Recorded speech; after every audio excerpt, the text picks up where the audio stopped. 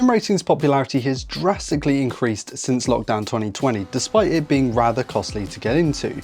But say you didn't have the money or the space for a big desktop computer to run the show. Could it be done on a bang average, middle of the road gaming laptop? That's what we're here to discuss today. This is the machine we'll be testing. It's an Acer Nitro 5 with 32GB of DDR4, a Ryzen 5 5600H and an RTX 3060 6GB 85W mobile GPU. It cost me about £600 a couple of years ago and strangely it seemed to hold its value quite well. It's what I consider pretty good but a rather popular spec machine, because you can of course get much newer and more powerful systems, but it's above the very lowest tier of gaming laptops. I tested 10 games featuring some staples and some more niche and obscure titles to try and capture performance metrics over a nice big range of titles. I didn't include results for FSR or DLSS for today's video, so I only have so much time to run these benchmarks. This is the vanilla GPU power at 1080p. Since a lot of these games don't have a built-in benchmark, I just ran AI offline races, and for the applicable games with a grid size of 9 or 10 on a 1080p display, and adjusted the settings for sort of solid frame rates. Starting with the staple, I had to go with Assetto Corsa. Now this is the base game. No custom launcher, no CSP, no sol, just the base game at medium-high settings at 1080p. This is more than playable on a laptop like this. With an average of 165 FPS, you could even hook your laptop up to a high refresh rate monitor and really make use of it. Now, with mods, this figure is going to drop, but thankfully it has a nice high starting point, so you can push and pull the game in several ways before you really start seeing averages below 100 FPS.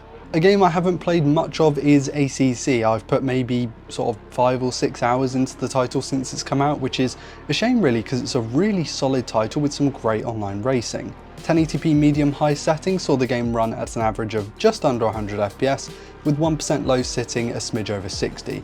I think this game looks great, so would probably keep these settings, suit the quality over the frame rate. But should you want to run a high refresh rate monitor, you can of course drop those settings down, sort of like anti-aliasing, which seems to put a big hit on the GPU, just to hit the more desirable frame rates at the cost of a little bit of fidelity.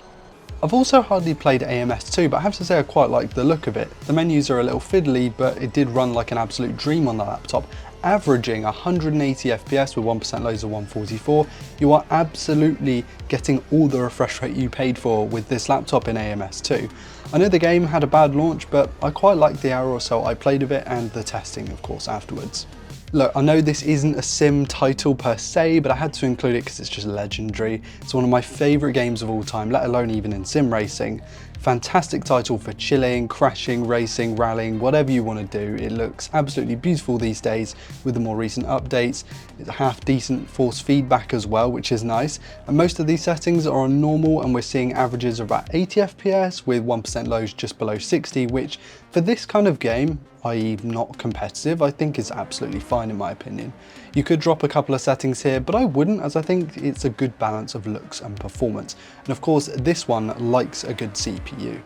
Right, this one's a little tricky. I feel like a game that requires you to be as quick and as reactive as this, you want the highest frame rates. So with low settings, we're seeing averages just over 110 with very respectable 1% lows. The main thing is that these settings, the fidelity just takes such a big hit, which breaks immersion quite a lot, which is not what you want in a racing game. Things look pretty bad, but I guess it is what it is. It's the first game to falter on this laptop. My sim racing title of choice, iRacing, requires fairly high frame rates to be competitive, though I must add when I did the Daytona 24 I averaged way less than 100 FPS, so it's not the end of the world if you can't get mega frames. That said, the laptop achieved an average of 135 with AI races in there, and I was more than happy with the performance when racing on here. It's definitely one of the more surprising test results because you could easily be competitive on this setup. An obscure one now, Kart Kraft. It's a game I really liked the look of when it released, but I actually never really looked at it after, say, the first couple of weeks of it being out. We're seeing an average of 75 FPS on medium settings, which, while not as great as maybe some of the other titles, is good enough in my opinion, especially given the visual quality. I think this game looks fantastic. I thought I'd just chuck this one in here for fun. Next up is the not so new, exciting and controversial title Le Mans Ultimate. This one is set to medium settings and the laptop was achieving 100 FPS on average with 1% lows just below 60. Given it's a relatively new game, I'm sure there will be more optimizations to be made. Unfortunately, I haven't spent much time in this game, so let me know in the comments what you think of it and if you've tried it out, but yeah, on to the next one. I've never been a big rFactor 2 guy. I played it a bit and I didn't mind it, but the whole DLC model just didn't work for me, though that is quite strong coming from an iRacer.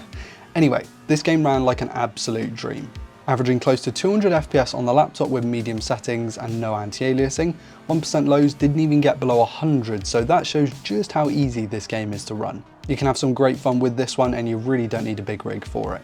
And rounding out the test suite, another oddball title.